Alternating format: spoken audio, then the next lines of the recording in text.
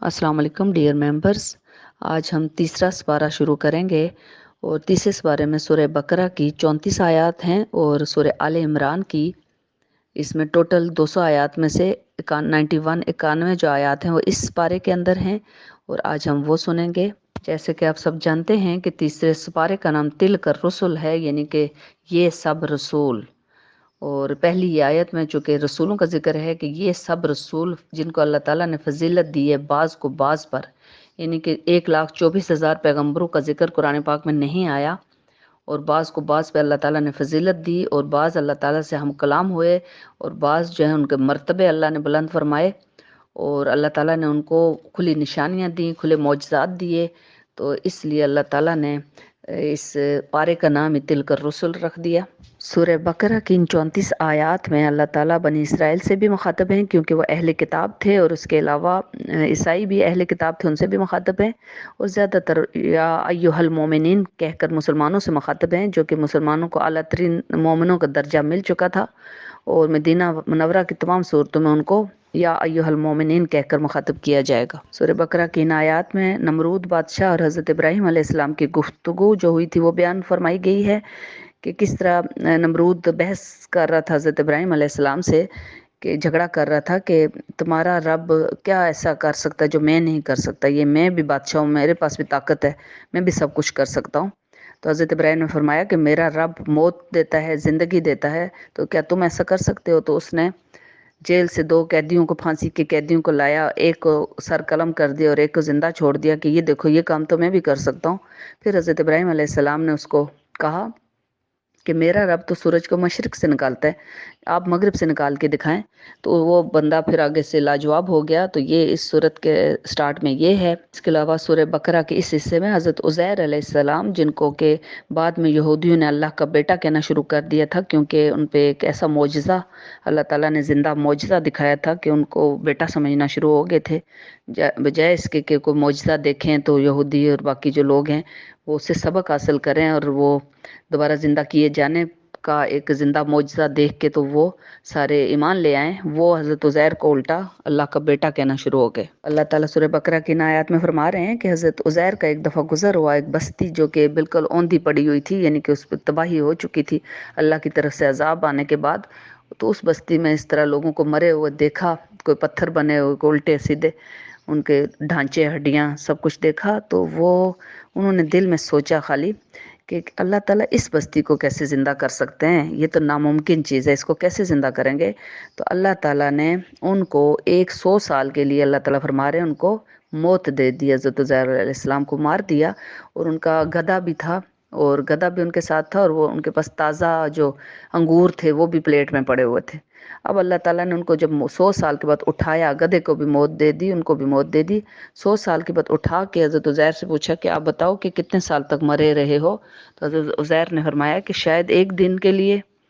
तो अल्लाह ताला ने फरमाया तुम अपने अंगूरों को देखो, अंगूर बिल्कुल उसी तरह फ्रेश थे जैसे कि अभी अभी रखे हों धो के, वो उसी तरह ताज़े थे। अल्लाह की कुदरत थी कि अंगूरों को अल्लाह ताला ने 100 साल के बाद भी उसी तरह बिल्कुल तरोताज़ा रखा। और जो हज़रत उज़ैर अलैहिस्सलाम 100 साल के बाद आप सोच लें कि मुर्दे की क्या हालत होती है, उस हालत से वापस इंसान की शक्ल में अल्लाह ने उनको बदल दिया। और उनके सामने फिर अल्लाह ताला ने फरमाया कि ये देखो जो तुम्हारा गधा है जिसकी के हड्डियों का ढांचा ही रह गया और तो कुछ नहीं रह गया, अभी हम किस तरह इसके ऊपर गोश्त पोस्ट लगाएंगे और इसको किस तरह ज़िंदा करेंगे, यहाँ से आप देखें। तो उनके आंखों के सामने वो गधा जो है ना वो बिल्कुल उनका वापस उसी हालत में अल्लाह ताला ने कर दिया। तो ये देखकर उनको हज़रत उज़ैर अलैहिस्सलाम ने अल्लाह ताला से कहा कि अल्लाह ताला आप कादिर हैं, हर चीज़ पे कादिर हैं। उसके बाद हज़रत इब्राहीम अलैहिस्सलाम का भी यहाँ पे अल्लाह ताला ज़िक्र फरमा रहे हैं कि उन्होंने किस तरह अल्लाह ताला से दुआ की थी कि अल्लाह मैं देखना चाहता हूँ कि आप किस तरह ज़िंदा करेंगे, मुर्दों को किस तरह ज़िंदा करेंगे। और अल्लाह ताला ने फरमाया कि क्या ए इब्राहिम क्या आपको अल्लाह पे यकीन नहीं है? तो उन्होंने फरमाया कि मुझे अल्लाह आप पे यकीन है, मैं सिर्फ देखना चाहता हूँ कि किस तरीके से ज़िंदा करेंगे। तो हज़रत इब्राहीम ने अल्लाह ताला ने हज़रत इब्राहीम से कहा कि 4 परिंदे पाल लो और उनको अपने साथ हिला लो, यानी आदी कर लो अपना, और उनके नाम भी पेट्स जैसे रखते हैं तो उनका नाम रख लो। और जब खूब वो हज़रत वो आदी हो चुके तो उनको फिर उड़ा दिया उन्होंने। اور اڑانے کے بعد ان کو اللہ تعالیٰ نے فرمایا کہ ان کے ٹکڑے ٹکڑے کر دو، ان چاروں کو ذبح کر کے. انہوں نے ذبح کر کے ٹکڑے ٹکڑے کر دیے اور ان چاروں کو ٹکڑے دور دور پہاڑوں پہ رکھ دیے. اب جب حضرت ابراہیم علیہ السلام کو اللہ نے حکم دیا اور انہوں نے آواز دی ان پرندوں کو جو ان نام رکھے ہوئے تھے، تو وہ پرندے دوڑتے ہوئے حضرت ابراہیم علیہ السلام کے پاس آ گئے. یہ واقعہ ہے یہاں پہ کہ کس طرح اللہ زندہ کرتا ہے. اس کے بعد سورہ بقرہ کی آیات میں اللہ تعالیٰ فرما رہے ہیں کہ خیرات دینے کے بعد گننا نہیں ہے، اس خیرات کو، صدقات کو گننا نہیں ہے. جس غریب کو دے دیا تو اس غریب کو تکلیف نہیں پہنچانی، ایذا نہیں پہنچانا کہ تمہیں ہم نے یہ دیا، احسان نہیں جتلانا اس پہ، ورنہ نیکی تمام کی تمام جو نیکی وہ ضائع ہو جائے گی. اور صدقہ اور خیرات جو ہے وہ بہترین چیزوں کا صدقہ خیرات دو. یہ نہ ہو کہ جو چیز اپنے لیے پسند نہ کرو وہ صدقہ خیرات میں دو، بلکہ جو چیز اپنے لیے پسند کرو، بہترین چیز، اس کا صدقہ اور خیرات دو. اللہ تعالیٰ فرما رہے ہیں کہ شیطان تم لوگوں کو ورگلائے گا کہ صدقات اور خیرات زیادہ نہ دیا کرو، تم لوگ غریب ہو جاؤ گے. تو اللہ تعالیٰ فرماتے ہیں کہ غریب نہیں ہو جاؤ گے، بلکہ تمہارے مال اور تمہاری دولت میں اضافہ ہی ہوگا. اور کچھ لوگ اللہ تعالیٰ فرما رہے ہیں کہ وہ مانگتے ہو، ان کو شرم آتی ہے، لیکن ان کے چہرے کو دیکھ کر ہم ان کی غربت جو نظر آ رہی ہوتی ہے تو اندازہ کر سکتے ہیں. تو ایسے لوگوں کو صدقات خیرات دینے چاہیے. اور بھکاریوں کو بھی اللہ تعالیٰ نے ڈانٹنے سے، دھتکارنے سے منع فرمایا، ان کی اجازت نہیں دی. اور اللہ تعالیٰ مومنوں کو تیار کر رہے ہیں، کیونکہ آگے غزوہ بدر پیش آ رہی ہے. اب 17 رمضان مبارک کہ غزوہ بدر پیش آنے والی ہے. تو اللہ تعالیٰ فرما رہے ہیں کہ جو مال خرچ کرو گے، یعنی غزوہ بدر کے لیے سامان اکٹھا کیا جا رہا تھا، چونکہ مہاجروں کے پاس کچھ بھی نہیں تھا. مہاجرین جو گئے تھے وہ تو خود خالی ہاتھ تھے، اپنے گھر بار جو چھوڑ کے آئے تھے مکہ میں. تو مکہ والوں نے ان کے ساتھ اور ان کے بیوی بچوں کے ساتھ بہت برا سلوک کیا. ان کے گھر سے سامان نکال کے باہر پھینکے تھے اور چوری مطلب سارا لوٹ لیا تھا. ان کے بیوی بچوں کے ساتھ ظلم ہو رہے تھے، جو اپنے اولادوں کو چھوڑ کے آئے تھے، جو اپنے ماں باپ کو چھوڑ کے آئے تھے. تو انہیں ساری خبریں مل رہی تھیں. اور اللہ تعالیٰ اپنے صحابہ کرام کو، مومن مسلمانوں کو، اپنے پیارے نبی کو تیار کر رہے ہیں اور فرما رہے ہیں کہ مومنو، جو مال خرچ کرو گے وہ تمہیں پورا پورا واپس دے دیا جائے گا. یعنی اللہ واپس لوٹائیں گے کسی بھی خوشی کی صورت میں. اور اللہ تعالیٰ اجر الگ دیں گے، اس کا اجر الگ سے ملے گا. اور اپنا مال دن رات پوشیدہ اور ظاہر اللہ کی راہ میں دیتے رہو، یعنی چھپا کے دو یا دکھا کے دو، دونوں صورتوں میں اللہ تعالیٰ آپ کو ثواب دیں گے. ہاں، دکھاوا نیت آپ کی یہ نہیں ہونی چاہیے کہ اس کے دکھاوا ہو، ریاکاری نہ ہو. آپ اللہ کی خوشنودی کے لیے دو. اور اگر یہ نیت ہو کہ میں یہ دوں اور باقی لوگ بھی مجھے دیکھ کے دیں، تو اس نیت سے آپ دکھا کے بھی دے سکتے ہیں، ظاہر کر کے بھی دے سکتے ہیں. دونوں میں بے انتہا اجر ہے. اب سورہ بقرہ کی 153 نمبر کی جو آیت ہے، اس میں اللہ تعالیٰ مسلمانوں سے، مومن مسلمانوں سے جو کہ غزوہ بدر میں شریک ہوئے تھے، اور چونکہ بہت زیادہ گرمی تھی، پہلی بار انہوں نے روزے رکھے ہوئے تھے، 17 روزے گزار چکے تھے. تو اس دن کی جو سختی تھی اور گرمی تھی، اور پہلی بار نہتے مسلمان، صرف 313 نہتے، جن کے پاس صرف 2 تلواریں، کچھ 2 گھوڑے اور کچھ تلواریں تھیں، اور سامنے ایک ہزاروں کا مجمع تھا.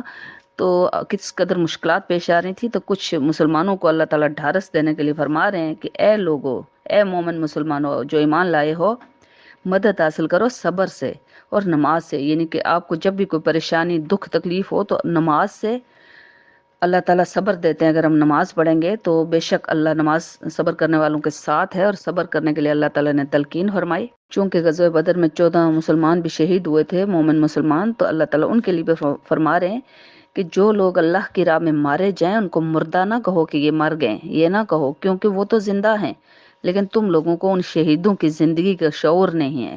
اور اللہ تعالیٰ یہ فرما رہے ہیں ان آیات میں اگلی، انہی مسلمانوں کو ڈھارس دے رہے ہیں کہ تم لوگوں کی یہ آزمائش ہے. تم لوگ کیا سوچ رہے تھے کہ آزمایا نہیں جائے گا؟ اللہ تعالیٰ آزمائیں گے، تمہارے ایمان کو مزید پختہ کریں گے. اور اللہ تعالیٰ تمام مسلمانوں کے لیے بھی آیات نازل فرما رہے ہیں کہ تم لوگوں کو آزمایا جائے گا کسی قدر خوف سے، بھوک سے، اور کسی بھی قسم کے جان اور مال کے نقصان سے آزمایا جائے گا کہ ایمان میں ہم کتنے پختہ ہیں اور ہم اللہ کا شکر ادا کرتے ہیں کہ بے صبروں والوں میں سے ہو جائیں گے. تو صبر کرنے والوں کے لیے اللہ تعالیٰ فرما رہے ہیں کہ خوشخبری دے دو صبر کرنے والوں کو. اب اللہ تعالیٰ تمام مسلمانوں کو جو کہ صبر کریں گے، غم اور تکلیف اور آزمائش کے موقع پہ صبر کریں گے، حتیٰ کہ اگر اولاد جیسی سب سے قیمتی نعمت بھی چلی جائے اور صبر کریں گے. اور صبر کرنے کے ساتھ ساتھ یہ بھی اللہ تعالیٰ فرما رہے ہیں کہ وہ صبر کرنے والے جو ہیں، جب ان کو پہنچتی ہے کوئی بھی کسی بھی قسم کا جانی مالی نقصان، تو اس موقع پہ، اس تکلیف کے موقع پہ ایک تو الحمدللہ کہنا چاہیے، اور دوسرا وہ یہ کہتے ہیں قالوا ان للہ و انا الیہ راجعون، ہم بے شک ہم اللہ ہی کے ہیں اور اللہ ہی کی طرف ہمیں لوٹ کے جانا ہے. अगली आयत में अल्लाह ताला फरमा रहे हैं कि कर्ज जब किसी से ले रहे हो तो दस्तावेज लिखवा लिया करो, और जायदाद का जो हिसाब किताब है उसके लिए भी दस्तावेज लिखवा लिया करो, और गवाही के लिए 2 मर्दों को रखो, और अगर 2 मर्द ना हो तो 1 मर्द और 2 औरतें रखो। अब देखें यहाँ पे अल्लाह ताला 1 मर्द और 2 औरतें, यानी एक औरत की गवाही नहीं मानी जाएगी। अब अल्लाह ताला देखें कि औरत का पर्दा किस तरह फरमा रहे हैं, औरत का पर्दा रख रहे हैं। अल्लाह ताला ये नहीं फरमा रहे कि औरत की गवाही पे यकीन नहीं करना बड़ा मुश्किल काम है, अल्लाह ताला ये बिल्कुल नहीं फरमा रहे। हालांकि हकीकत यही है कि औरत की गवाही पे यकीन करना मुश्किल होता है, ट्रस्ट नहीं किया जा सकता। अल्लाह ताला उसका पर्दा रख रहे हैं, और अल्लाह ताला ये फरमा रहे हैं कि 2 औरतें इसलिए कि एक औरत अगर भूल जाए तो दूसरी औरत उसको याद करवा देगी। उसके बाद सूरह बकरा के आखिरी जो रुकू है उसमें अल्लाह ताला ने बहुत बेहतरीन किस्म की दुआएं मोमिन मुसलमानों के लिए रखी हैं, और ये दुआएं हम सबको हर वक्त करनी चाहिए। और अल्लाह ताला फरमाते हैं कि ये जो मोमिन मुसलमान हैं ना, रसूल भी उनके और वो ख़ुद भी मोमिन जो सहाबी हैं वो भी सब अल्लाह ईमान रखते हैं अल्लाह पर, उसके फ़रिश्तों पर, उसकी किताबों पर, उसके रसूलों पर, और किसी भी रसूल में कोई फ़र्क नहीं करते। जैसे बाकी जो लोग हैं ना, यहूदी ईसाई वगैरह, वो फ़र्क करते हैं, लेकिन हमारे जो मुसलमान हैं वो नहीं फ़र्क करते। उसके बाद अल्लाह ताला से मोमिन ये दुआएं करते हैं कि तालिब है हम तेरी बख्शिश के अल्लाह, ए हमारे रब, हमें तेरी ही तरफ लौट कर जाना है। उसके बाद अल्लाह ताला से दुआ करते हैं कि हमसे ना मुआखज़ा कीजिएगा अल्लाह ताला, और अगर हमसे कोई भूल चूक हो जाए तो हमें माफ़ फरमा दीजिए हमारे रब, और हम पे ऐसा कोई भारी बोझ ना डालिएगा जैसे कि आपने हमसे पहले लोगों पे डाला था, और ऐ हमारे रब हमसे ऐसा बार ना उठवाइएगा जिसकी हम में ताकत ना हो, और हमें बख्श दीजिए और हम पर रहम फरमा दीजिए हमारे मौला, आप ही हमारे मदद फरमाने वाले हैं और काफिरों के मुकाबले में। ये जंग ग़ज़वा बदर से पहले ये मोमिन मुसलमानों ने दुआ फरमाई थी। इसी पारे के अंदर सूरह आले इमरान है, तो अभी हम आज उसकी 91 आयत आज सुनेंगे, बाकी 200 आयत में से 91 आज सुनेंगे, बाकी अगले पारे में सुनेंगे। आले इमरान का मतलब है कि इमरान की औलाद, यानी हज़रत मरियम अलैहिस्सलाम के वालिद का नाम इमरान था, और हज़रत इब्राहीम की औलाद और हज़रत इमरान के औलाद जो हैं आपस में एक दूसरे के रिश्तेदार थे सारे। सूरह आले इमरान ग़ज़वा बदर के बाद नाजिल हुई है, और इसमें अल्लाह ताला ग़ज़वा बदर के बारे में आयात नाजिल फरमा रहे हैं कि किस तरीके से 17 रमज़ान मुबारक को रोज़े की हालत में सिर्फ 313 मुट्ठी भर मुसलमान और सामने अपने आँखों के सामने देख रहे थे हज़ारों की तादाद में कफ़ार मक्का को, जो कि हर तरह के सामान से वो तमाम किस्म का जंगी सामान था उनके पास, और वो किस तरह जोश व खरोश के साथ थे। और ये मुट्ठी भर मुसलमान जो कि महाजिर थे और अभी 2 साल हुए थे, अभी वो मदीना मुनव्वरा में सेट भी नहीं हुए थे, कि उनके ऊपर ये मुश्किल आन पड़ी थी, और अल्लाह ताला ने उनको किस तरह गैबी मदद की थी फरिश्तों के ज़रिए, और किस तरह अल्लाह ताला ने उनको थोड़ी सी बारिश करके उनके लिए पानी का भी बंदोबस्त कर दिया था अल्लाह ताला ने, और उनको फ्रेश होके ठंडा कर दिया था, उनको वो सुला भी दिया था अल्लाह ताला ने ताकि वो फ्रेश हो जाएं। ये हक व बातिल का एक अजीम मार्का था जिसमें कि मुट्ठी भर मुसलमानों को अल्लाह ताला ने इतने बड़े कफ़ार के लश्कर के ऊपर फतह नसीब फरमाई थी। इस सूरत में हज़रत मरियम की वालदा अल्लाह ताला से जो उन्होंने मन्नत मांगी थी कि ऐ अल्लाह मुझे औलाद अता फरमा दें तो मैं मस्जिद की इबादत गाह की खिदमत पे मामूर कर दूंगी। और जब बेटी हुई तो अल्लाह से फरमाने लगी कि ऐ अल्लाह आपने तो मुझे बेटी दे दी है, मैं बेटी कैसे वहाँ छोड़ सकती हूँ मर्दों के बीच में। तो अल्लाह फरमा रहे हैं कि जैसे कि मुझे नहीं पता कि वो बेटी हुई है, अल्लाह तो उस दिन पहले दिन से जानते होते हैं पेट के अंदर है क्या चीज़। तो अल्लाह ताला ने फिर उन्हें इल्हाम किया कि बेटी ही देनी पड़ेगी, जो मन्नत मानी होती है वो पूरी करनी पड़ती है। तो उन्होंने फिर बेटी दी थी। और किस तरह हज़रत ज़करिया अलैहिस्सलाम जो उनके खालू भी थे, उनके चचा भी थे, उन्होंने कलम डाले थे कुरानदाजी के लिए। तो अल्लाह ताला फरमा रहे हैं कि मोहम्मद सल्लल्लाहु अलैहि वसल्लम आप तो उस वक्त मौजूद नहीं थे जब वो कुरानदाजी कर रहे थे सारे। तो किस तरह कुरान निकला था हज़रत ज़करिया के नाम, और उन्होंने उनकी निगरानी करनी थी हज़रत मरियम चूँकि बच्ची थी। और फिर जब वो बड़ी हुई तो उनके सामने जब अल्लाह ताला जन्नत के फ्रूट, जन्नत के फल हज़रत जिब्राइल अलैहिस्सलाम लाते, सामने पड़े होते इबादत गाह में सामने, तो अल्लाह ताला फरमाते, अल्लाह ताला हज़रत ज़करिया अलैहिस्सलाम पूछते कि ये फल मरियम कहाँ से आए, तो वो फरमाती अल्लाह रब्बुल आलमीन की तरफ से आए। तो इसी तरह अल्लाह ताला ने उनको बेटे की बिशारत दी, वो सारा जिक्र यहाँ पे है। और हम चूँकि सूरह मरियम में ये वाक़या इकट्ठे करके सुन चुके हैं। और उसके बाद इस सूरत में हज़रत ईसा अलैहिस्सलाम के बारे में है कि अल्लाह ताला फरमा रहे हैं कि हज़रत ईसा अलैहिस्सलाम को अल्लाह ताला ने बहुत ज़्यादा मोजज़ात अता फरमाए थे। किस तरह उनको अल्लाह ताला जिंदों को वो मुर्दा करते थे, कोढ़ी को वो तंदुरुस्त कर देते थे, हाथ लगाते थे। और उसके अलावा और भी बहुत ज़्यादा मौजज़ात थे। और उसके अलावा परिंदे को अगर वो बुत बनाए, मुजस्समा बनाए परिंदे का मट्टी से और उसमें फूंक मारे तो वो उड़ता हुआ परिंदा बन जाता था। और इसी तरह के दीगर बेशुमार मौजज़ात। हज़रत ईसा अलैहिस्सलाम के इतने साल की मेहनत के बाद सिर्फ चंद जो हैं, सिर्फ 10 सहाबी मुसलमान हुए थे, बाकी लोग नहीं मुसलमान, इतने ज़िंदा मौजज़ात देखने के बावजूद भी। और उसके बाद हज़रत ईसा अलैहिस्सलाम की जान के दुश्मन हो गए थे बनी इसराइल। बनी इसराइल जो है ना, वो अपने आप को ही अल्लाह का बेटा समझते थे कि दोज़ख की आग भी हमें नहीं छू सकती। और अल्लाह ताला कुरान में उनके सारे पोल अल्लाह ताला ने खोले हैं कि वो किस तरह वो ये समझ रहे हैं जैसे कि वो दोज़ख की आग उन्हें नहीं छुएगी, हालांकि वो जहन्नम में डाले जाएंगे।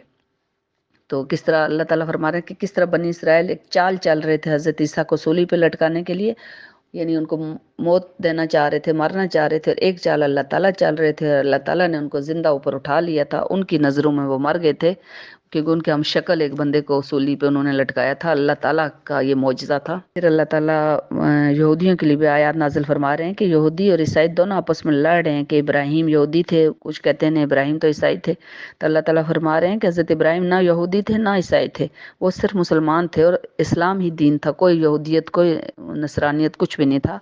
इस्लाम ही हज़रत आदम से लेके हज़रत मोहम्मद सल्लल्लाहु अलैहि वसल्लम तक दीन था। अभी आप ये पारा सुन लीजिए। जज़ाकल्लाह।